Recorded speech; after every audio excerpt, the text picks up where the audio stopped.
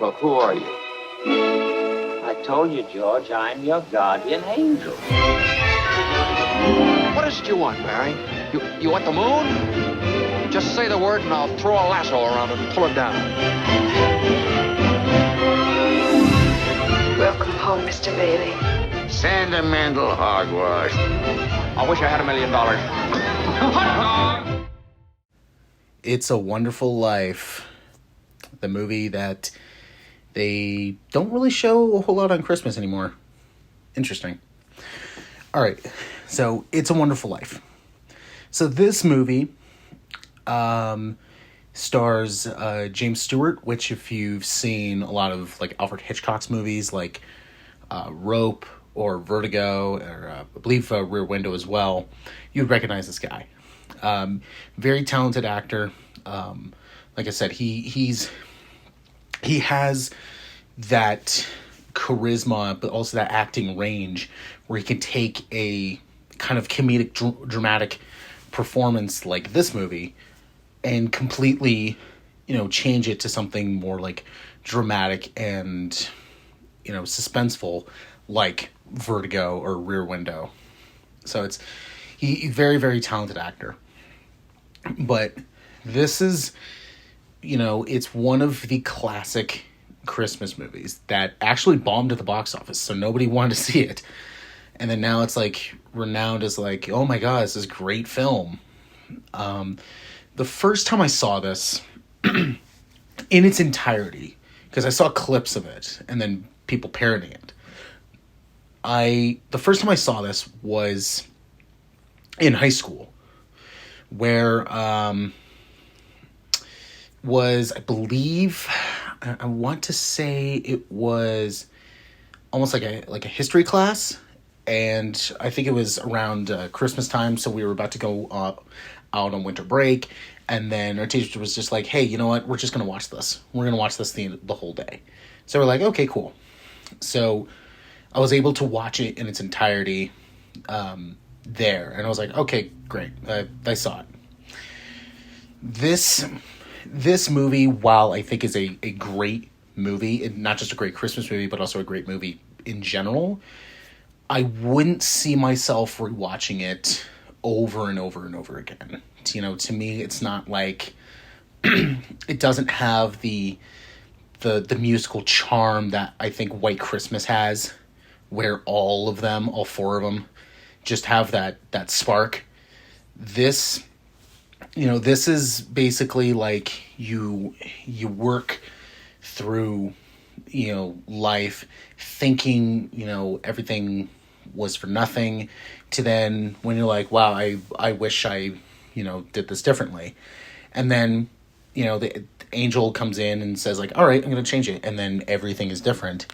And then you realize like, oh, wow, I actually miss my old life.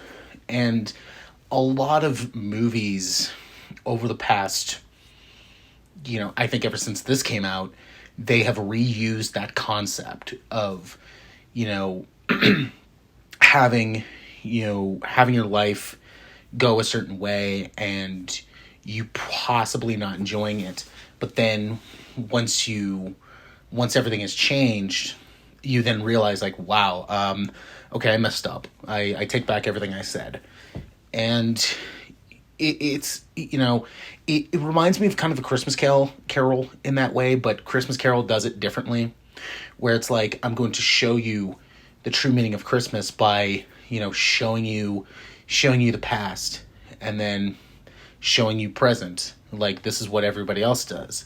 The past, it's like, I'm showing you what everything was like, when you were a kid.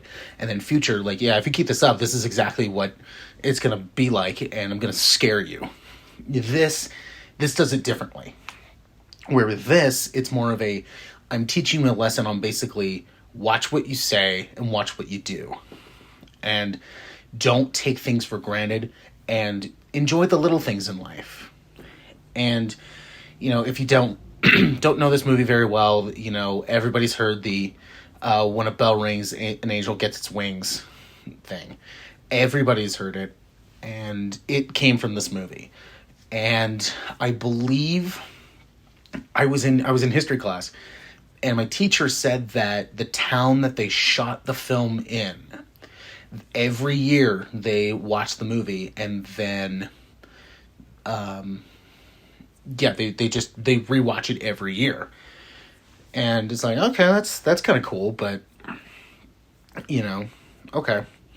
While I don't think this is a rewatchable movie in a lot of cases, I still think it's a great film, and I think everybody should watch this at least once in your life. And also, it's, I think if you want to rewatch it, the rewatchability is definitely there, but it's more or less like, okay, I saw it. I don't really need to see it again, so I don't have that like urge to go and rewatch this movie, not like I have with Die Hard or Nightmare Before Christmas or even The Ref, where I'm like, okay, I have to watch these every year because they're just awesome. This doesn't fall in that category, but this isn't a movie where it's like, okay, I saw it, I don't need to watch it again. I don't, or it's not a need. It's I don't want to watch this again. It's like, okay, I'll watch it again, but it won't be like every year. It may be maybe 3, 4, 5 years, where it's kind of like a okay, I watched it, great. I'm glad I did. I didn't feel like I wasted time watching anything. So it's still there, like that's the same thing I kind of do with White Christmas, is that I remember when I was a kid growing up, my family would put that on every year. And up to a certain point, I kind of got sick and tired of it.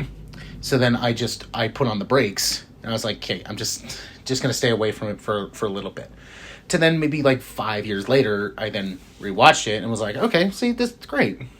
And it's that kind of thing where it's like, it's one of the classic Christmas movies, but I don't have the urge to watch it every year. I may have the urge to watch it every couple years, but not every year. Like I previously mentioned, like Die Hard or The Ref, where it's like, okay, I have to watch these every year. This falls in that category of I don't need to watch it every year. I can watch it every couple years and still be fine with it. The acting, is fantastic. I love the comedic elements, but also like the romantic type of stuff going on. And I'm a guy that doesn't really care for romantic movies. I think they're kind of boring, but that's just me. But also, this movie seems to like bounce all over the place with genre, which I think works quite well. Like it starts out being kind of like a romantic comedy type film, and then it switches and becomes more of a dramatic type film. To then eventually, when the third act hits, it's like a dramatic / like suspenseful thing, because you're looking at it like, yeah, your whole life can change within the blink of an eye, the snap of fingers, or the drop of a penny, and it's that kind of thing. Like that's horrifying. So I love how this movie does that, and it definitely takes its time with developing each genre. So it's like, okay, this genre's done, we're going to move on to this one. Okay, this genre's done, we're going to move on to this one, and it actually fits. It's not like bouncing all over the place like a zigzag. It's going in a straight line, and it's able to find that balance between genres. So then at the end of the film, it comes back around to being a kind of dramatic, but at the same time kind of a romantic come together feel, which is great. So yeah, the acting aside is great. I love how they're able to balance multiple genres with this, and I think it works quite well. I think this is a great movie. I would say flaw wise, it's a little too long, and the pacing is a little bit slow, where there's times where I'm going like, okay, can we speed it up here? But overall, I think this is it's a great Christmas movie. It's a movie that I think everybody should watch at least once in their life. And, you know, it's not going to be one of those movies where it's like you need to watch it if you're a fan of film. It's just like it's a great Christmas movie, and it's also a movie that, you know, was a big staple on cinema. So it's up there. So I think if you watch it, it's definitely not going to waste your time. There's something for everybody in this movie. I think besides the pacing wise, I give this movie a great. I think it's a great film, and you know, it's a classic. So if you haven't watched it, absolutely watch it. And yeah, you learn that every time a bell rings, an angel gets its wings. So, but I haven't been hearing any bells lately, so oh boy. Mr. and Mrs. Martini, welcome home. This is what I wished for. You see, George, you really had a wonderful life. Yeah!